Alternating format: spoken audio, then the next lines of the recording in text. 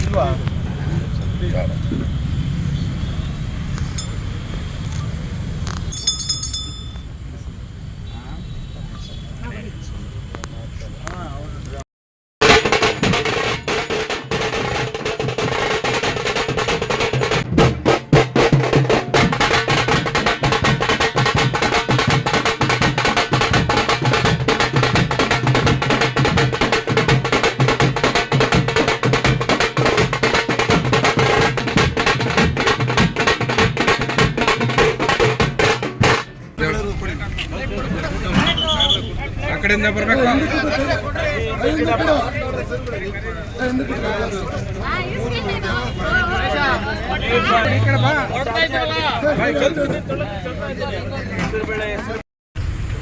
ನಾವೆಲ್ಲರೂ ಕೂಡ ಶ್ರೀರಾಮನನ್ನು ಬಹಳ ಭಕ್ತಿಯಿಂದ ಇವತ್ತು ಪೂಜೆ ಮಾಡ್ತೇವೆ, ಆಚರಣೆ ಮಾಡ್ತೇವೆ ಈ ಜಯಂತಿಯನ್ನು.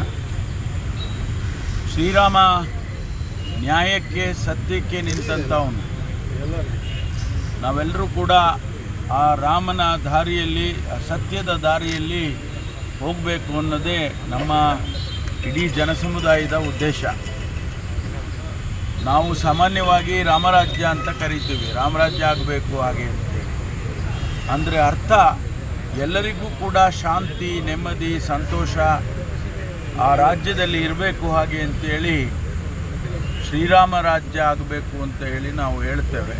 ಹಾಗಾಗಿ ಇವತ್ತಿನ ಪರಿಸ್ಥಿತಿಯಲ್ಲಿ ನಮ್ಮ ರಾಜ್ಯದಲ್ಲಿ ಮತ್ತು ನಮ್ಮ ದೇಶದಲ್ಲಿ ಶಾಂತಿ ಇರಬೇಕು, ನೆಮ್ಮದಿ ಇರಬೇಕು, ಸಹಬಾಳ್ವೆ ಇರಬೇಕು, ಎಲ್ಲರೂ ಕೂಡ ಶಾಂತಿಯಿಂದ ಬಾಳುವಂಥದ್ದು ಆಗಬೇಕು ಅನ್ನುವಂಥದ್ದು. ಎಲ್ಲ ಸಮುದಾಯ ಸೇರಿ ಆ ರಾಮನನ್ನು ಇವತ್ತು ಪ್ರಾರ್ಥನೆ ಮಾಡ್ತೇವೆ.